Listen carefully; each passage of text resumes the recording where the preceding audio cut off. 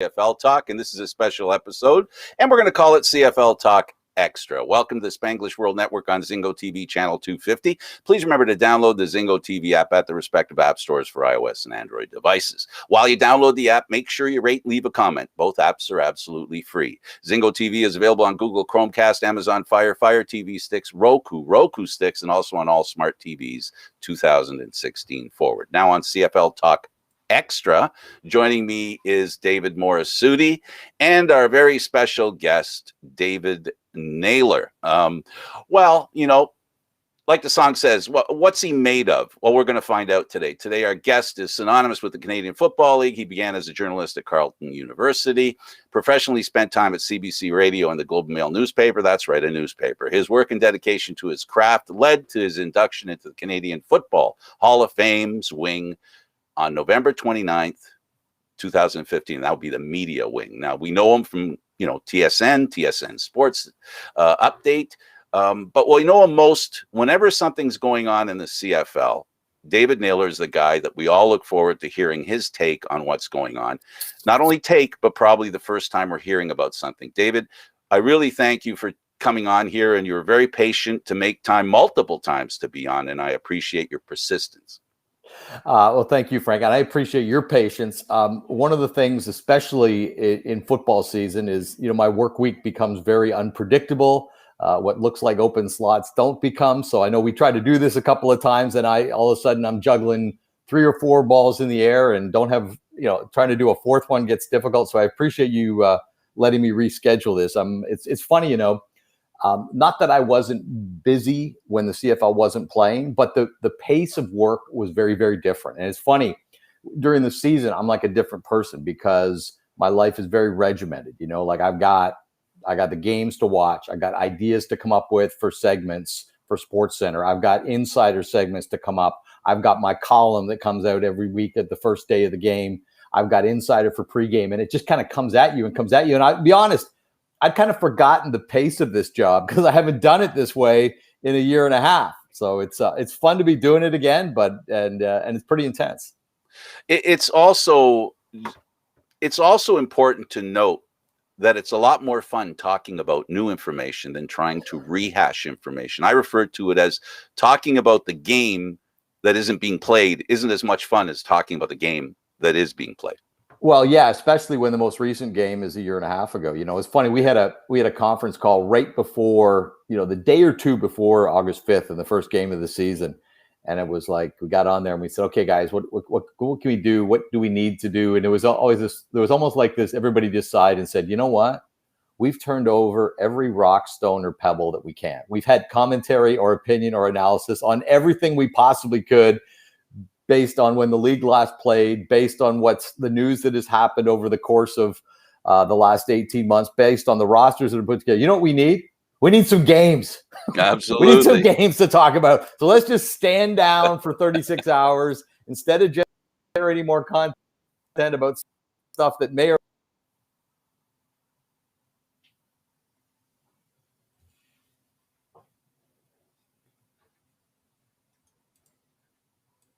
Well, I think we're in the midst of losing David. Yeah, he's right. Instead of there you are. Not happening. Let's let the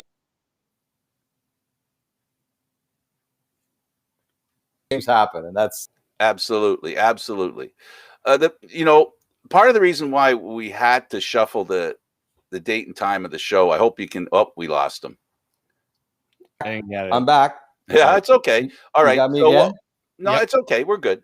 I think it's important to note, I think your point got across to the viewers. Essentially, there's only so much you can do with old information, especially when it's 18 months old. We all understand that, and we all sympathize with each other because we wanted to talk about fresh meat, fresh things. So when we started to talk about doing this interview, 3 stories broke in this week, and I think they're 3 pretty big stories.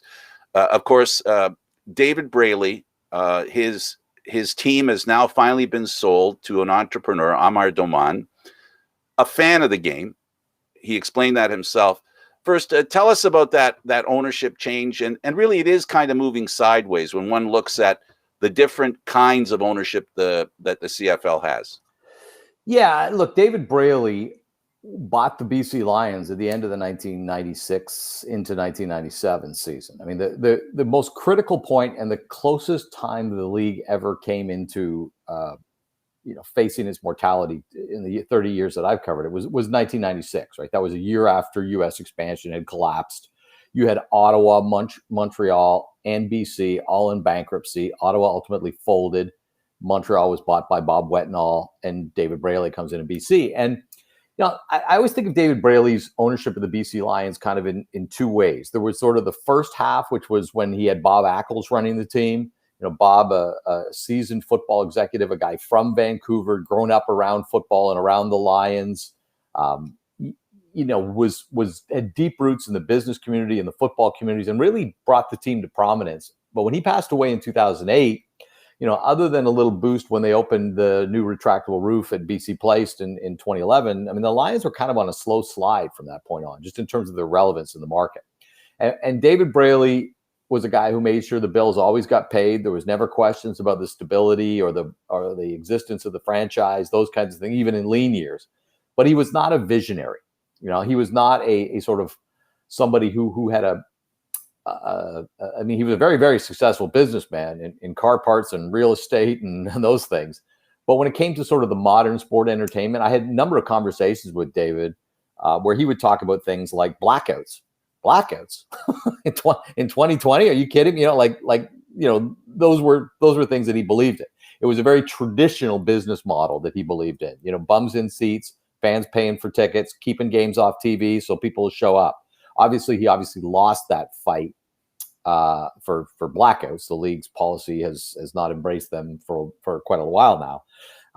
But there was always this sense that if the Lions were going to be restored to a place, and when I say always this sense, I mean talking to people around the CFL, within the teams, within the league, that as much as they respected David and held him in high esteem, that they didn't feel he was the one to carry the Lions into the future, that it needed somebody probably local, probably younger, and somebody would have the connections and to bring all kinds of resources to the Lions and I say restore them to sort of what they had once been. And look, Amar Daman, when you look at his resume, when you look at his introductory news conference, I don't know what more the league could be looking for. And look, it's a first impression, but I've been doing this a while and I'm pretty good at I've been to a number of introductory news conferences for new ownership groups in the CFL.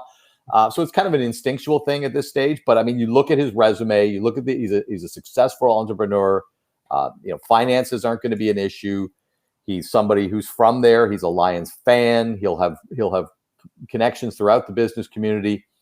And I talked about this off air yesterday with my colleague Farhan Lalji in Vancouver, who of course knows the market there as well as anybody and is deeply invested in the football community himself beyond the CFL there.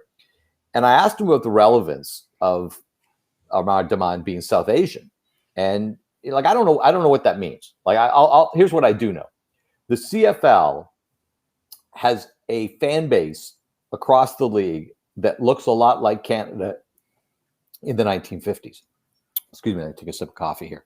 I mean, if you look at any fan base in the CFL, go to the Grey Cup sometime. Go to the parties at the Grey Cup. It looks like Canada in the 1950s or 60s. The new and it's not even new anymore, really, when you think about what this country is. But it is not a sport that has. And it's funny because the league came up with they had this slogan, they would endorse diversity in these things a few years ago, which was more of a social statement than anything. But it's not very reflective of the CFL itself. It's not, diversity may be strength, but then if diversity is strength, then the CFL fan base has a weakness because it's not very diverse, which is a bit kind of strange when you consider that there's roughly 200 Canadian players in the league. And if you were to look at the Canadian players in the league, they are very diverse. I mean, their backgrounds are from all over. I mean, there's a ton of players with backgrounds from Africa, from the Caribbean, from Asia, Europe, all over. I mean, the league is very, very diverse in its player ranks. It is not very diverse in its fan base. And I think it has been noted, particularly in the case of the Lions, that South Asian or Chinese communities have not they don't have a presence at BC Lions games, and that's a lot of the population there. If you're running a sport entertainment business right now in Canada and your market is only white people, that's going to limit. That's going to limit. That's just not Canada today. So I don't mean to digress too long on this topic. So I asked Farhan. I said, "Do you think it matters that he's South Asian, and can this be a way for the CFL to attract a demographic that it's traditionally not had?" And he certainly believed it did. That it does matter, and that it can mean inroads into that area. So look, above and beyond that, even if that's not part of what he's able to do, I think it was a huge win for the CFL yesterday. I think it was a real vote of confidence for the league. And I think this happens at not just a critical juncture for the CFL, but for in the history of the BC Lions as well. I mean, I was looking up MLS attendance yesterday. The Vancouver Whitecaps in 2019 averaged about 22,000 a game. And I know their ticket price point is probably different than the CFL, but I don't believe the Lions drew 20,000 to a game in 2019. In fact, I can tell you, I know by memory, their opening night attendance for the first game with Mike Riley, or Michael Riley, as we're supposed to call him now, Michael Riley repatriated as a BC Lion, as the league's highest player and its biggest star. They drew 18,000 for that game. So I don't believe they had a bigger crowd the rest of that season, because as you may remember, things went rather poorly right out of the gate for the Lions. So, I mean, as an attendance sport, MLS soccer had passed CFL in Vancouver. I think that the Lions have kind of slipped down the rung of the conversation in terms of how relevant it was, and this is somebody who I think has a real chance to restore this. And as Farhan and I were talking yesterday, he knows some people in Vancouver who know this man. Know him very well. And I think the thing Farhan said to me is that everything he touches, he wants to be of a high quality. He wants it to be impressive. He wants it to be, something that everybody can be proud of. And if he can bring that to the Lions, then terrific. It's important to note as well that the Canadian Football League, I remember when the announcement, they referred to it as Randy Ambrosie 2.0 when he wanted to go international, the first press conference. I think you were there. It was at BMO Field. And he was talking about that. And I asked him the question, is this a backdoor way to attract the other cultures? And I think it is, and was a plan that, at least in his mind, I think he has, is that the CFL needs to look more like, to your point, what the fan base out there, the possibilities of a fan base are. And you're right. And that's one of the weaknesses of the Canadian Football League. Football, unfortunately, David, has a reputation of being very conservative. And in that sense, it doesn't accept change very much. And I think, and I'll ask you, how willing are the people, right from the owners down to the fans, or how willing and open are they for a change? We saw what happened when the conversation with the XFL started. Well, and I don't know if it's even so much football as much as it is Canadian football. And here's where I'm going with that. One of the greatest assets, and you can argue one of the greatest liabilities of the Canadian Football League, is its history and tradition. And there would be people that would argue that both ways, right? Absolutely. And I'll give you an example. Like you can't market the league based on what it's always been, right? And based on its history, and based on what it used to mean, and based on great traditions and those. I don't know what that means to somebody who's 15 or 16 or something, right? Or 20. And I especially don't know what it means if you show them clips of, Russ Jackson and Hal Patterson. And at that time, their family was living in India. What's the relevance of that? Right. Yeah. It's not. So I think and this is where, when you talk about the conservative nature, is that there are things in the CFL that are considered very sacred. And, I think we know what they are, 3 downs, wider field, motion, and the most sensitive of them all is Canadian players, right? And that's the one that I think is kind of the one that becomes the political lightning rod, because when you talk about expanding the league outside of Canada, you put potentially Canadian players' jobs at risk. There are fans that swear that's the only reason they watch the game is because they're Canadian players. There are fans that say, I hate the ratio because I don't view my sports through a nationalistic lens. I view it as entertainment. Give me the best players. And that argument's been going on for a very long time. So I do think that you're right. You've identified kind of a real CFL conundrum. Like, hey, we've done these things the same way for a long time. That's our strength. And other people would say, you've done these things the same way for a long time. That's your weakness. And I think we saw that debate play out on the XFL conversation, because that would have required some radical reinvention of the Canadian Football League, or an adaptation to becoming actually something completely different. The league evolving into a new league was something else. And ultimately, the teams peered over the edge and weren't willing to take that leap. But that is one of the things. And I always bring this up to people to show you how to demonstrate how consistent the Canadian Football League has been over time in its existence. Okay. I soon will be 54 years old. So I'm born in September of 1967, about, I guess, a few weeks before the National Hockey League expanded from the original 6. I guess in October of that year, they doubled. They became a 12-team league, right? But when I was born in September of 1967, there were 6 NHL teams and 9 CFL teams. The Canadian Football League was 50% bigger than the National Hockey League. Think of where we are today. The NHL is at 32 teams, and the Canadian Football League is still at 9. Now, I don't know, expansion within Canada becomes a topic that, people throw out kind of carelessly. And my rule is stop talking about putting teams in places where there are no stadiums. Okay. We like the first conversation on the first topic on any conversation about where could you put other teams in Canada is here's the first 3 topics that should come up: stadium, and stadium. Okay. It drives me nuts to see full-blown sort of conversations evolving on Twitter about putting teams in, Sudbury or Windsor or something, right? Like I can stop this conversation in its tracks. There's no stadium. Okay. And building outdoor stadiums in Canada is building outdoor stadiums in general is financially a tricky business, but doing it in Canada because of the climate and the number of months you can use it. I mean, we saw even in Halifax, where they got partway down the road on doing that, and did get the city council there to give them $20 million commitment. They were in conversation with the province when things slowed down, but they had to bend all kinds of different ways and ultimately build sort of part of a stadium that they could expand later and have it year round and have it for public use. I mean, it's just, our culture is different, where we're not going to throw up $1 billion stadium that's going to be used 9 times a year like they will in the NFL. It's just not the way. And like I think it's great, the wave of new facilities that we've had come to this league in the last 10 to 15 years, and I think that's a really important underpinning for the league's future. But expansion in Canada is always going to be difficult, and so people are going to look at the United States. I think if they had gone down the road with the XFL, I believe there were designs on going to Mexico sooner rather than later. And all of a sudden you start to see, a different league. Well, what if you had 9 teams in Canada, 9 in the US, and 4 in Mexico, and you had international TV deals? And that was the vision I think that people were looking at. That's a very strong departure from the traditional CFL, right down to the fact you might have to move your season into a spring-summer league as opposed to a summer-fall league.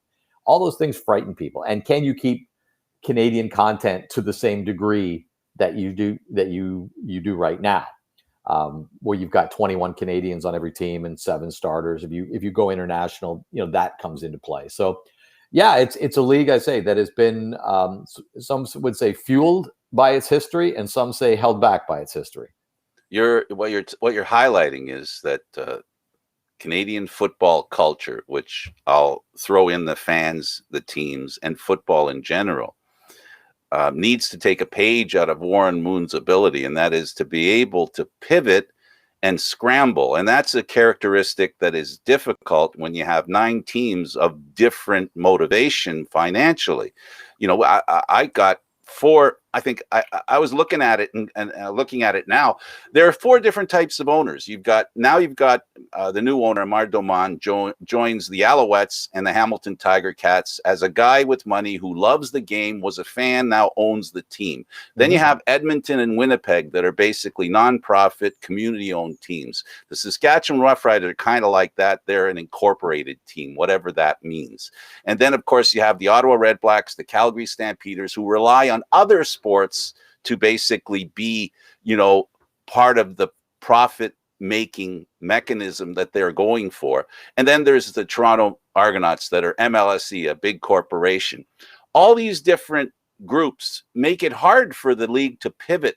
And I think the talks with the XFL highlighted that. How can this ownership group figure out a way to row in the same direction, not to use an Argo reference intentionally? Okay, I did. How can they all row in the same direction, David, and make sure that they do pivot, that they are able to scramble, and they are able to go downfield and make that, that decision that's a good pass downfield? As the CFL is currently governed, its governance structure and the way decisions are made, I'm not sure you can, and that's the one of the issues. And I think we saw this, as you mentioned, the XFL. Even it was no great secret that Maple Leaf Sports and Entertainment, the owners of the Toronto Argonauts, were very disappointed that the XFL thing did not come to fruition. And yet, in the face of that disappointment, you had the Edmonton Elks that put out a press release celebrating the end of the XFL talks. Like, what does that tell you, right? And there's some pretty extremes there. And look, you're right that MLSE is in the business of driving revenues and driving franchise values. That's their raison d'etre. Ultimately, if you follow it along to Bell and Rogers as 37% owners of that company, they're shareholders that expect that. Very different with community-owned or incorporated teams, as you say, in Saskatchewan and Edmonton and Winnipeg. And then you've got the individual owners who get into this as a passion and then try to make it into a business, which is kind of what Bob Young did, right? I mean, I don't know how much money Bob Young invested and has spent on the Hamilton Tiger Cats over the last 18 years, but it's a lot, and to get to sort of a break-even point. So that's a lot of what this requires. But look, I had an owner, I'm going to say 15 years ago, roughly, or whatever, who left this league. And he said to me on the way out the door, the only thing that makes sense for this league is a single entity. This should be a single entity. And then what that would do is it would, one, obviously decision-making would be not gridlocked the way it is sometimes with 9 teams. And two, it would mean that you wouldn't have the great disparity between teams that are viable and teams that are not viable, right? Like $1 earned in Saskatchewan would be the same for the league as $1 earned in Toronto, because it's all going into the same pool. And your losses, and in a league where in 9 teams, you're going to have teams that have good seasons, you're going to have teams that have bad seasons. You're always going to have a few teams that have bad seasons. And therefore, you basically your profitable teams are going to offset your teams that lose money. You may never get to a point in the Canadian Football League, at least in the current era, where you've got 9 teams making money. But if you had a single entity and the teams that were making money were making more money than the teams that were losing money, that's a profitable league, right? And there's certainly governance advantages to that. I don't think that would ever happen without the league collapsing first, which would be not something anybody's cheering for. And just here's why. Like, you could look at it and say, well, what if you made, and I asked this question during the pandemic because we had lots of time to sort of think outside the box. What if you made every CFL team an 11% owner in the league? Okay. So they own 11% of CFL Incorporated. And at the end of the year, if the league made $7 million, every team gets 11% of that $7 million. If the league lost $20 million, every team has to pay 11% of that $20 million. So you've all got the same incentive, right, to work together. And if Saskatchewan sells 33,000 tickets, that's not just good for them, that's good for the entire league. And if Toronto can only sell 11,000 tickets, that's not just bad for them, that's bad for the entire league. The reason that will never happen is, let me go back to my Bob Young example. I don't know how much Bob Young has invested since 2003, but given the size of his investment, is he really going to accept taking the same share as Gary Stern, who's been in the league for, a year and a half? 6 weeks. or Amar Daman, who's been in the league for a day and a half? Like, you know what I mean? Like, it's not even a day and a half at this point. Like, no, like he would say, well, wait a minute, I've invested X millions in this thing. I'm not taking the same share as the guy who just came through the door. So I think it would take the league to come to its complete knees, like be, sort of turn to dust. And if you're picking up the pieces, you might be able to say, okay, how do we reconstruct this thing in a different way? That's the only way I think you could do it. And as I say, no one's cheering for the league to collapse. Yeah, you're talking about a model that is developed out of necessity as opposed to a willingness, because the willingness Right. isn't there by virtue of the different beasts that run the show.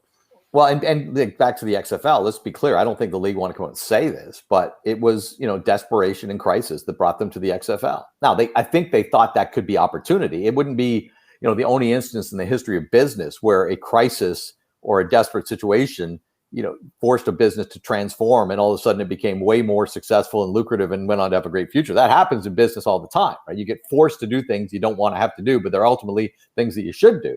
I don't know if that would have turned out that way in the XFL, but there's no question that had the league not had the crisis situation bestowed upon it by the pandemic, I don't think the XFL talks would have ever materialized the way they did.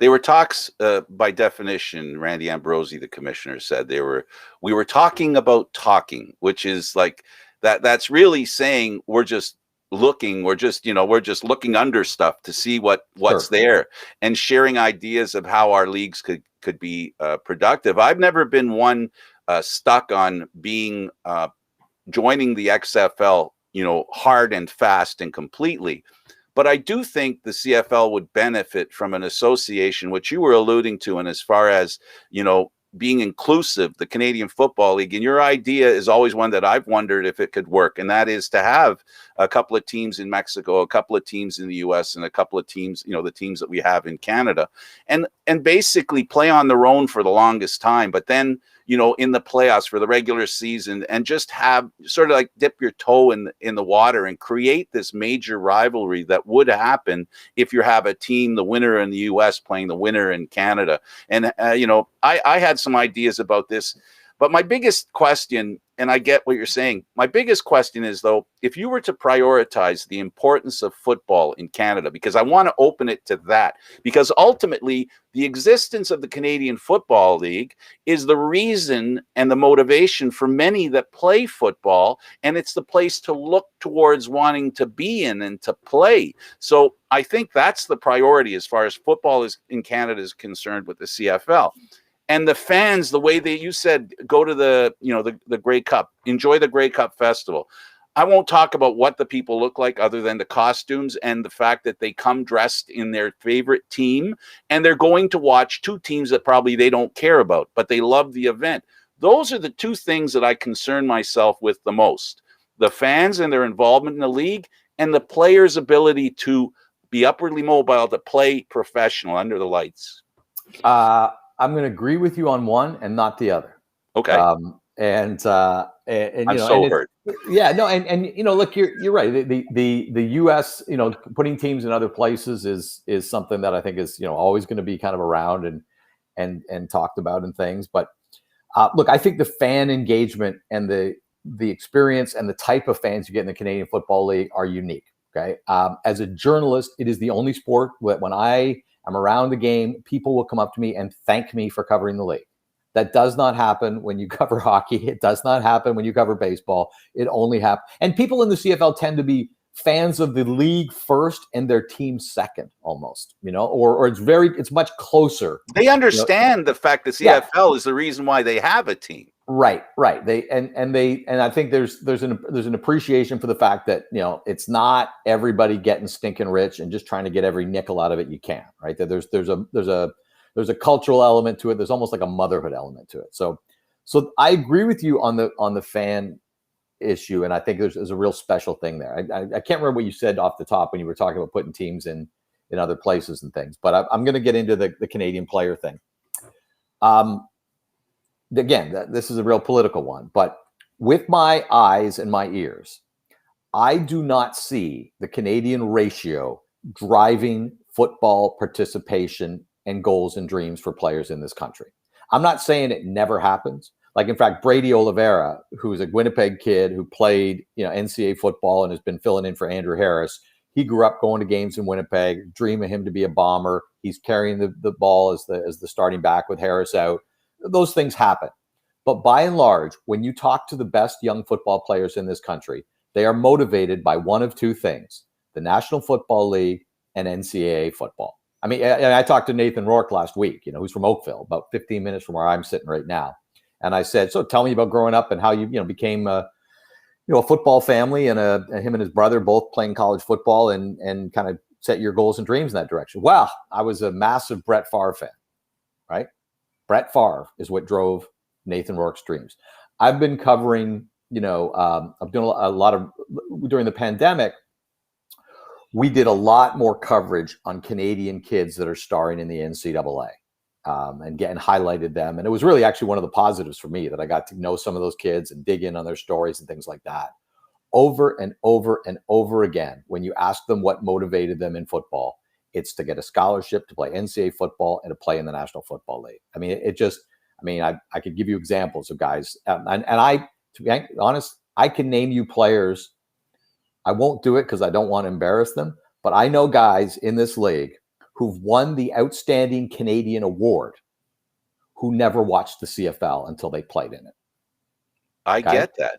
I know a coach in this league who's been very successful, who's a Canadian, who told me the very first CFL game he ever watched, he played in. Grew up in Canada. Okay. I get that. So I don't buy that the Canadian ratio is what drives the spirit of football players in this country. First, I want to make clear that I wasn't talking about the ratio. It's not the ratio I'm talking about. But the ratio is what provides the spot for the Canadian players. Like you and I both know that if they got rid of the ratio tomorrow, right? No disrespect to Canadian players, but, well, how many Canadians are there in the National Football League? 20 out of 2,000, right? Something like I'm just saying, yeah. So, I mean, it'll be higher because the Canadian game is natural to Canadian players who've grown up playing at the U Sport level or high school or things like that. And, but it'd be a small number. It'd be a real small number. I guess the point I was trying to make is that there has to be somewhere for Canadian football players to go, and for the ones that are really great. Let me stop you there. Basketball has had an unbelievable run of growth in this country the last 30 years. Where's we have a domestic professional basketball league. But does anybody really think that's what's driving the development of basketball, or is it shooting for the NBA? Oh, I'm telling you, I don't think. No, you're right. You're right. Yeah, I don't know necessarily. There's no other sport that says. I'm taking issue with here is that if we believe we must have a place for Canadian players to play in order for kids to shoot for dreams, somebody's got to explain baseball and basketball to me. No, it's not about must. It's not about must. It's about the Canadian experience. For me, it's about the fans as well. It's about watching live football. And you talk about the fan base in the Canadian Football League. A majority of it is families of players who play football. Whether the player is a fan of the Canadian Football League or not, they love the game of football, and it's one place where they can go to watch it live. It's why I went. It's why I go, because I love the opportunity to watch live football, and I don't feel like driving to Buffalo. Absolutely. So I guess what I'm trying to say is that with the Canadian players that play the game, right, the game itself, the football game, I'll look at it from a different angle, and here's the angle I'm looking at. What I see is the Canadian Football League is a big reason why, and players, whether they're American or Canadian, and whether they wear the flag, whether they're proud of Canada, whether they're proud of Canadian football, many a former CFL player is the reason why, near where you are, Burlington is one of the biggest hotbeds in Ontario for football, as Oakville is, and the majority of players or coaches are former CFL players, many of them Argonauts. So I guess the point I'm trying to make is that there's a symbiosis between football and the people who play it, and how it ends up feeding itself. Right? You're right. The motivation is different. I think you're onto something there in terms of like the fact that by virtue of having CFL teams, you bring players into the community, some of them from the United States, and a lot of them stay. Okay, and I think that's one of the great sort of undertold stories in the CFL is, guys who come here thinking they're coming for 6 months or 9 months or a year and a half, and then they're going back to the National Football League, and they stay here and they raise their families here and they coach in our communities and they make us better. I think that is a tremendous story that we probably should do a better job of telling. But it's it's similar to kind of what's happening in what you're talking about with guys staying and coaching, whether it's at the collegiate level or the professional level or the amateur levels. That's very similar to the story of Canadians in hockey. Absolutely. if you look at the growth of hockey in the United States, so Absolutely. much of it is built around Canadian players who played in non-traditional markets, whether it's California or Carolina or Florida. They retire, they stay, and guess what? They want their kids to be able to play hockey, competitive hockey, and they coach them and they coach their teams. And it's you joke it's an act of treason because they're helping the United States get better in hockey. But I think the same thing has happened undoubtedly here in football. There's no question. Yeah, that's why I think that. That's David. That's the whole reason why I'm saying what I'm saying. Yeah. In fact, St. Louis and Texas are becoming, Dallas are becoming hockey hotbeds. Sure. Why? Because of those teams that were there and those former players now who we're publicly beginning to realize that they've invested their time and effort to grow the game. So anyway, Sorry, go ahead. I can agree to disagree, but it is to move on to something else. Sure. I guess we wore that one out. The big markets in the Canadian Football League. Yes. Right now, they're the biggest concern for people outside the CFL, I guess. Yeah. That we feel, there's some of us that feel that we need to have better teams in those cities. Montreal has sort of righted their ship a little bit. Mm-hmm. Another Argo reference, sorry. Yep.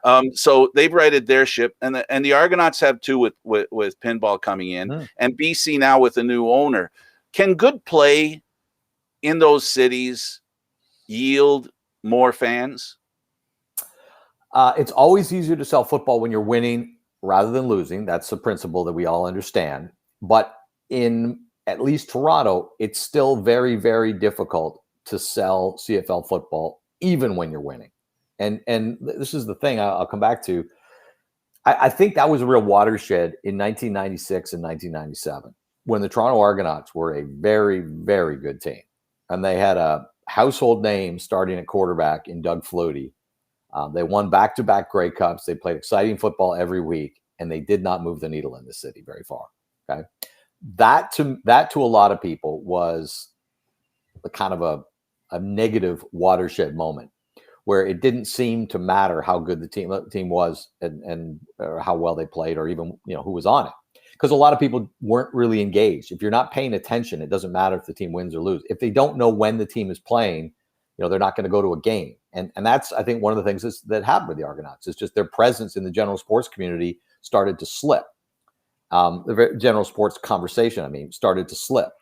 And when that happens, you become less relevant. And what you do accomplish, good or bad, becomes less meaningful. And that's, so I don't know. Like, I think in BC, I think that still matters. In Montreal, it undoubtedly matters. Montreal has been, it's a front-running city. It was in baseball. It is to some degree in hockey, although they'll, always fill that building, it feels like. And it certainly, has been in the Canadian Football League when you saw what happened to their crowds when they went through some lean years. I think in BC, that still matters. I think the scary thing about BC is BC was trending to becoming more like Toronto and less like the other Western Canadian cities. Yes. But I think there's still time to recover that. And I think winning does, matter there. But I don't know, in Toronto, it matters. I don't know how much it matters. Bad foot. The Argonauts have had a horrible record in the 4 full seasons since they moved to BMO Field. I think I looked at their record this offseason, and they're 22-50. Okay. So they haven't really given people, and they've been dreadful at home, and not just losing games, but losing games by a lot, like being out of it by halftime. And I certainly know anecdotally of people who, when the Argos went to BMO, hey, they got a bunch of people in their office together. We're going to get 8 tickets. We'll get a group. We'll go down. We're going to support this thing. And they go down, and there's 13,000 people in the stadium, and the Argos lost 48-4. Right. Okay. How many people are going back? That's Not the problem. Many. That's the problem. And so obviously, if they go into the stadium and there's 13,000 people, that's disappointing in the experience. But if the game's 29-27, win or lose, that gives you certainly a better taste in your mouth walking out of the stadium then. So the Argos kind of in BMO Field, and this is very unfortunate because people like me, who I'm not an eternal optimist on the CFL, as you may have seen. Like I try to be a realist, right? So when I say something positive about the league, like I said about BC, I want people to believe me and not say, well, there's the guy who's always throwing sunshine at the league. Okay, I'll be honest about things so that people believe me when I can be positive. But one of the real, I never use the word tragedy because it's used tragedy for real tragedies, but unfortunate things about the Argos moving to BMO is that was an opportunity that a lot of people believed in. And I certainly was one of them. And the fact that they have drawn so poorly and then complicated that with some really bad football is one of the great kind of sad things about. It just feels like a missed opportunity. And I don't know if you can kind of reboot this one now, because it's kind of, people have been there, done that. They know they're there. It's not new. Had they gone in there and played like the Calgary Stampeders the last 4 years, yeah, that would have mattered. I guess the question is, how much would it have mattered? I'm somebody who is, I'm from Toronto area. I was gone for 20 years, so I know what it's like to live somewhere else. I lived 16 years in Ottawa. I lived 2 years in Regina. So I've done the sort of I've lived in all three types of CFL markets. I've lived in the mania of Saskatchewan. I've lived in a market where it matters, but not matters like it does in Saskatchewan. And I've lived in a place where it doesn't matter very much at all.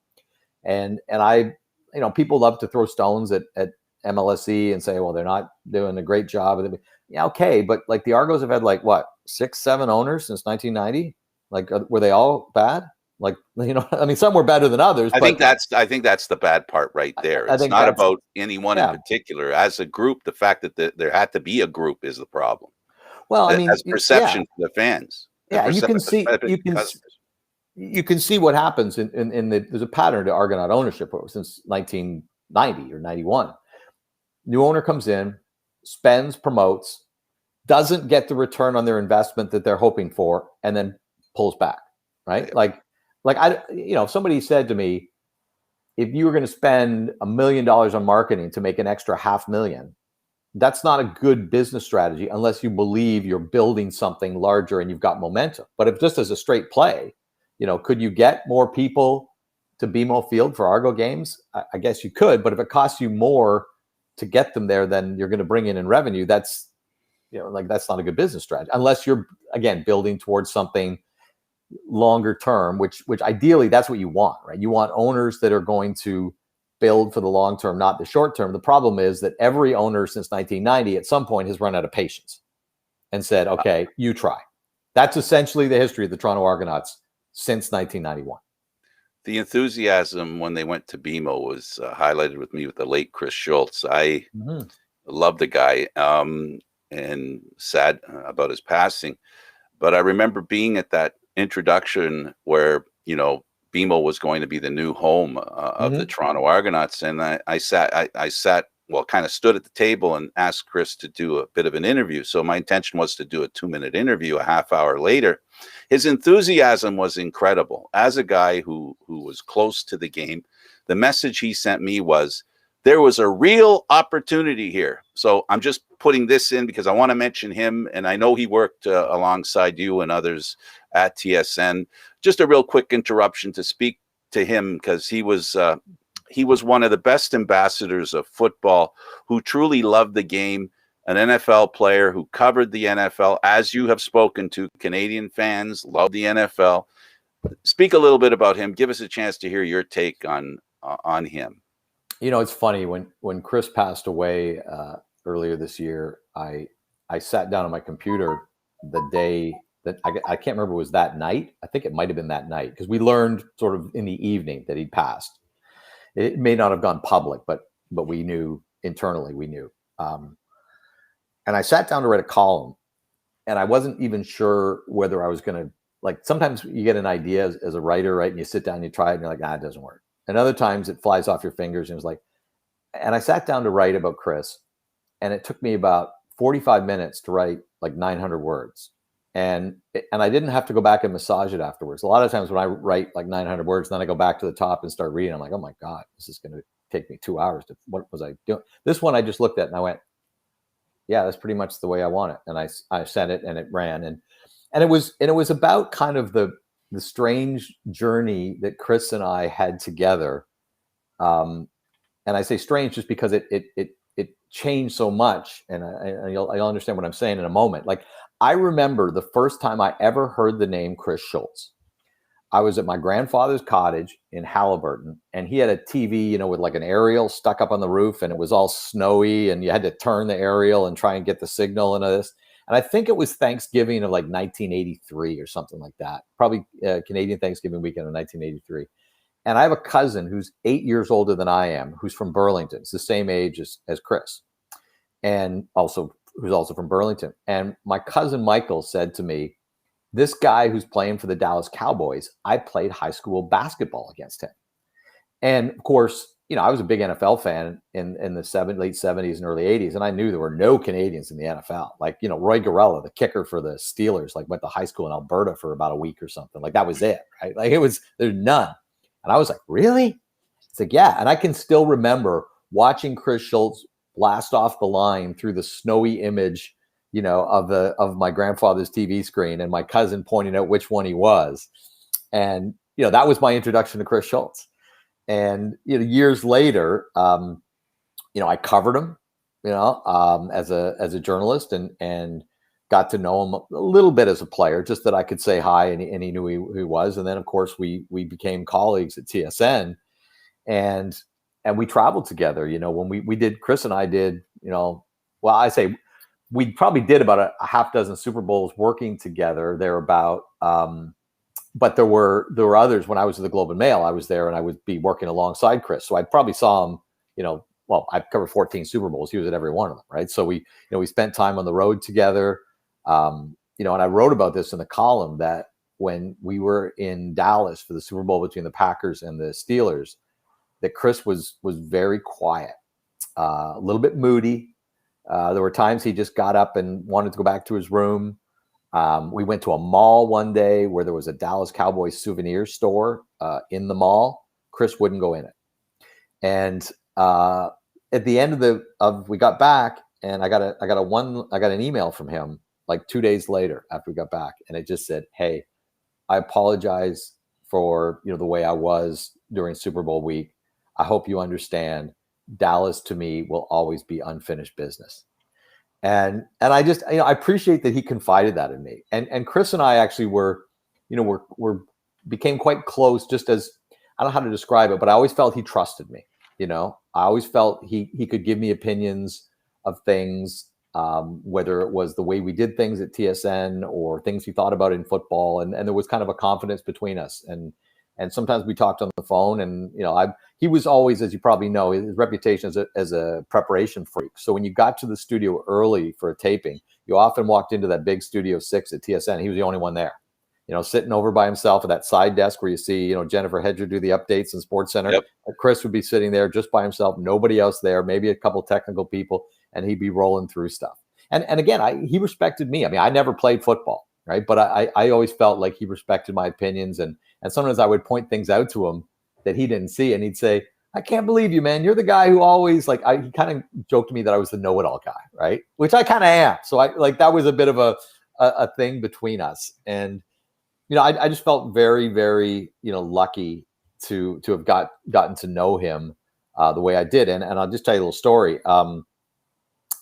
Chris died, I think, on a Thursday night, a Wednesday or a Thursday night. I can't remember. Sounds about right. Sure. Right. It was midweek. Well, on Monday of that week, I called Mike Hogan, who works for the Toronto Argonauts and is Chris's broadcast partner on Argonaut broadcasts the last time they were playing.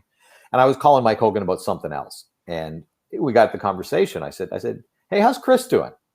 And he said, "Oh, he's good. Big man's doing well. He's this and that." And I said, "Good." I said, "Man, I said, problem with Chris," and I don't think I'm telling secrets here, technology was not his strength. That was going through my head while you were talking. So I would call Chris often and get straight to voicemail, and I never knew whether he didn't know how to retrieve a voicemail. You could leave him five voicemails and have no idea whether he got any of them. So, periodically, Chris is the kind of guy that once we weren't working together anymore, if I was in my car, I would think, okay, I'm going to give Chris Schultz a call, and he was not easy to get. So I got a lot of voicemails. So I said to Hoagie, I said, I've called him a few times.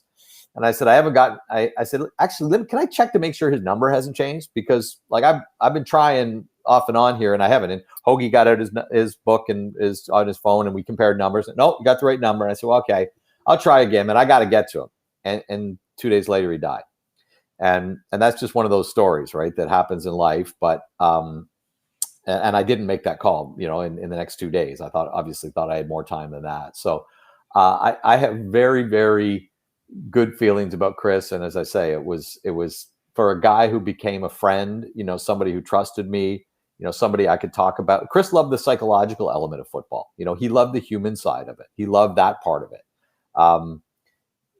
And along with all the X's and O's and all of that, but a guy that I had so many wonderful conversations with, and it was just kind of the classic big, warm, gentle giant, right? And then thinking back to me being 16 years old, staring at him through the grainy screen at the cottage in Halliburton. It was quite a journey for the two of us. Two things I'll share about Chris Schultz. You may or may not know. If you do, I'm sorry, but for the listeners or the viewers, it might be okay. Two things about him. When you were talking about him being on that side desk, it wasn't behind a laptop. No, it was magic markers. He had lots of paper, lots highlighters, highlighters, magic markers, and papers. Man, as old school as it got. Yep, as old as it got. And his loyalty and thoughtfulness and consideration. One of the employees at TSN passed away. I think it was I'm now this part I don't remember 100%. Yep. Something like at a producer level passed away. So TSN Bell Media put together a bus to go from the station in Scarborough to go to the funeral home to pay their respects. Chris drove from Burlington to Scarborough to be in the bus with those folks. And I heard it from one of the people that was in the bus. That's the kind of loyalty he had. He was, he had that big hand, and when he shook your hand, you knew your hand was getting shook. But he had a big heart too. And that's why I miss him. I miss going up to the press box. I've said hello to you from time to time. I don't look forward to looking to that radio booth and not seeing him, because he was such a loud presence. When he talked in the press box, you could hear him from any corner, not because he was loud, aggressive. It was just his personality, and his personality was like that. And I'll miss him too. I didn't get a chance to interact with him a lot, but I did that one interview, and it impressed me a lot. And my visits to the press box taught me more of how good a guy he was and how much he loved the game of football. And the last thing I wanted to mention is the last time I saw him at the desk, well, not the desk, at the table with the rest of the people. One of the last shows he did was one where they said you have to use a laptop. And on the air, he said, I don't want to use this thing. And it was one of the last times. So as a viewer seeing that, I'm going, oh God, he wouldn't use a laptop, so they canned him. You know what I mean? Like it was funny. It was Chris. It was unapologetically Chris. Yeah, no, he had his own way. Like I always said about Chris, some guys could wing that job, maybe, like just from their knowledge. And you remember in high school, you were the guy who went out and partied and then showed up and wrote an A the next day on the exam. That was not Chris.